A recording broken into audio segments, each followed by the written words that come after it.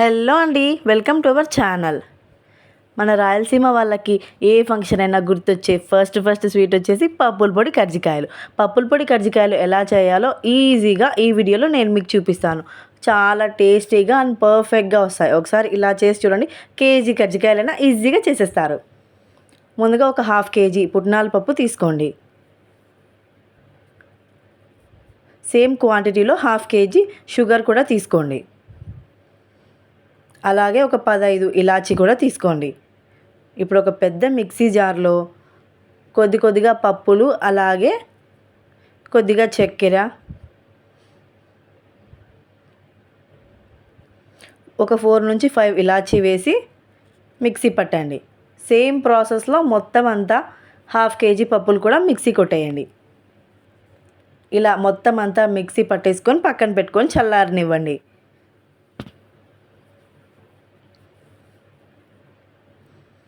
ఇప్పుడు ఇలా తెల్ల గోధుమ పిండి తీసుకొని అందులో ఒక 4 to 5 స్పూన్స్ ఆయిల్ వేసి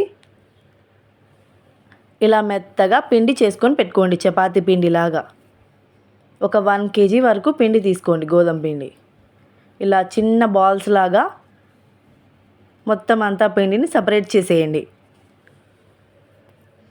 చిన్న పూరీ బాల్స్ లాగా చేసుకోండి. ఇలా అన్నీ చేసుకున్న తర్వాత ఒక న్యూస్ పేపర్ తీసుకొని పొడిపిండి చల్లుకోండి. మనం వేసే పూరీలు అతుక్కోకుండా ఉంటాయి. ఇప్పుడు చపాతీ పీట మీద కొద్దిగా చిన్న సైజ్ గోధుమ పిండి వేసుకొని ఒక పూరీ సైజులో చేసేసుకోండి. మందం కూడా ఎక్కువ మందంగా లేకుండా ఎక్కువ పలచగా లేకుండా ఇలా మీడియంగా ఉండాలి. సేమ్ ప్రాసెస్లో పిండిని అంతా చిన్న పూరీలాగా చేసేసుకోండి. సపరేట్గా చేసి పక్కన పెట్టుకోండి. ఇలాగా చూపిస్తున్న విధంగా ఇలా చేసుకొని పెట్టుకోండి.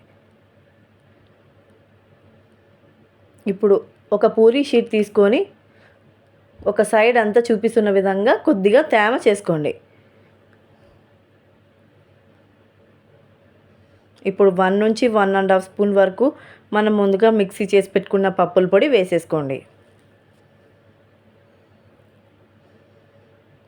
వేసుకున్న తర్వాత ఇటు సైడ్ది కూడా ఫస్ట్ మిడిల్లో అతికించండి.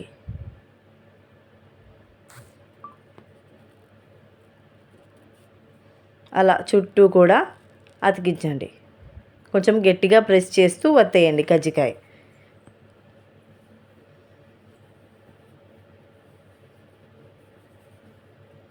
కొంచెం గట్టిగా ఒత్తుకోండి కజ్జికాయ, సైడ్స్ విడిపోకుండా. మనం ఆల్రెడీ తడి చేసినాం కాబట్టి ఈజీగా ఒత్తేయచ్చు. ఇలా కజ్జికాయ బాగా ఒత్తుకున్న తర్వాత మొత్తం అన్ని కజ్జికాయలు కూడా అలాగే ఒత్తేసుకోండి. ఎంత పర్ఫెక్ట్గా వచ్చాయో చూస్తున్నారుగా. ఇప్పుడు డీప్ ఫ్రైకి సరిపడా ఆయిల్ వేసి బాగా హీట్ అవ్వనివ్వండి. ఆయిల్ బాగా హీట్ అయ్యాక మనం ముందుగా చేసి పెట్టుకున్న కజ్జికాయలు ఒక్కొక్కటిగా వేసుకోండి. వేసుకున్న ఒక 2-3 మినిట్స్ కల్లా ఇలా పైకి పొంగుతాయి. ఇప్పుడు మళ్ళీ దాన్ని ఫ్లిప్ చేసి బాగా కాల్చుకోండి.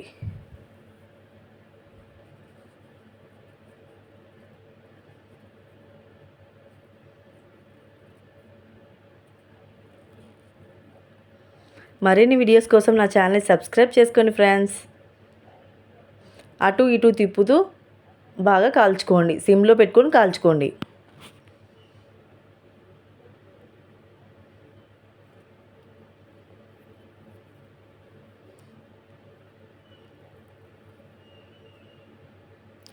చూస్తున్నారుగా ఎలా బబుల్స్ వచ్చాయో. ఇలా బాగా గోల్డెన్ బ్రౌన్ కలర్ వచ్చిన తర్వాత ఒక్కొక్కటిగా తీసేసేయండి.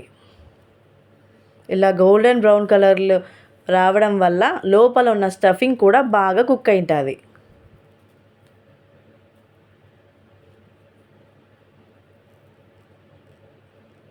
ఇప్పుడు ఈ కజ్జికాయలన్నీ పేపర్ వేసిన ప్లేట్లోకి వేసేసుకోండి. ఇప్పుడు మళ్ళీ బాగా ఆయిల్ హీట్ అయిన తర్వాత ఇంకో వాయి కజ్జికాయలు కూడా వేసేసుకుందాం.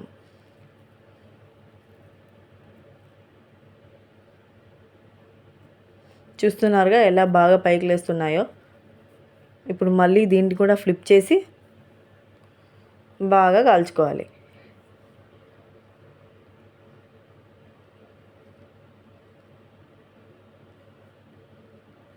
ఈ కజ్జికాయలు షుగర్తోనే కాకుండా బెల్లంతో కూడా చేసుకోవచ్చు.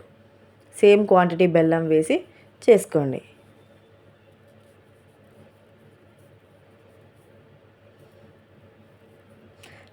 మంచి గోల్డెన్ బ్రౌన్ కలర్ వచ్చేంత వరకు వేపుకుంటే స్టఫింగ్ అంతా బాగా కుక్ అయి ఉంటుంది. ఇప్పుడు అన్నీ తీసేసి సేమ్ ప్రాసెస్లో మనం చేసుకున్న కజ్జికాయలన్నీ ఫ్రై చేసుకోండి.